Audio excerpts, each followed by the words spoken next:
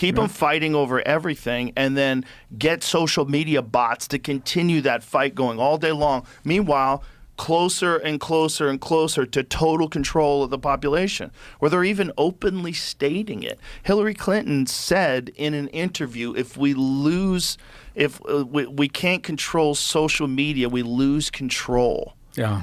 Like, yeah, you're not supposed to have control over other human beings. Yeah, you're going to lose the thing you're not supposed to have. An elected official is supposed to be a representative for the people. You're supposed to be a person who's a public servant, where you go out and you do this incredibly moral and ethical and beautiful thing where you sacrifice your time for the betterment of your community and your society, instead of just a means of extracting fantastic wealth that is totally unprecedented and that shouldn't exist in the first place. You shouldn't be able to take that fucking job and then immediately go and start working for some Fortune 500 company making billions of dollars. Like, that's crazy if you're a government employee and involved in any regulatory fashion, and then you go and work for the very industry you were regulating. Or if you're a person who runs for office, you get in office, and then all of a sudden you're worth hundreds of millions of dollars when your salary is $170,000 a year. Like, it's real obvious what's going on. It's just wealth extraction.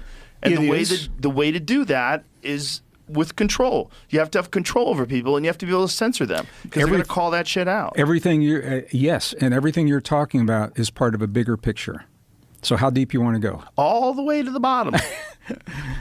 But do you think the bigger picture is natural? No. Like, these are natural patterns that human beings follow when they get power and control over people? Because that does seem to be the case. It's just on a much grander scale now. I think what you're talking about, power and control, lust and greed, there are individuals that have a propensity for those things that are going to fall into those roles very easily. They're pawns. They don't even know that they are supporting something much darker. And what do you think is the source of this much darker thing? Okay, so this will open the door to answering Cydonia and everything else that we've done. So we're not totally beating around the bush. We're going to bring this all together. I wasn't sure how deep you want to go with this, Joe. And what I'll say is I'm going to acknowledge things we're talking about for a lot of people is a very different way of thinking. And it certainly is different from what I was conditioned. I was born and raised in northern Missouri, a rural community. My first degree is in geology and computer science. This is a very different way of thinking, and it's where the evidence is leading us. What our most ancient and cherished texts, whether you're talking about religion or not religion, they say that we are born into an ancient struggle that began long before we ever got here. And for lack of a better term, and this is where words are powerful and they carry a lot of baggage. It's a struggle between good and evil. All right? We're born into this struggle between good and evil. It's not a religious struggle. When we talk about evil, I think it's important to quantify what that evil is. And to do that, we have to talk about who we are. There's something inside of us, Joe, and this is where science is stuck.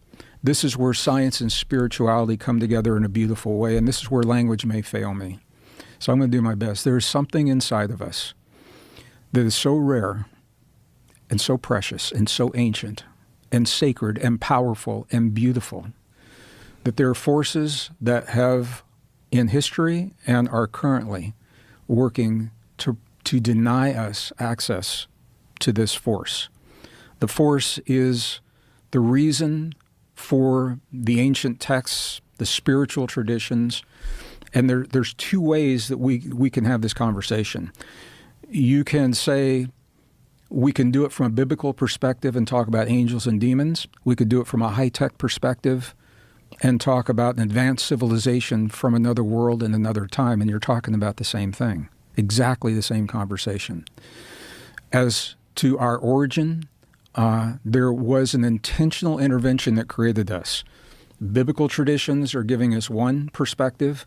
You know what is scary about this? You know who should be scared about this?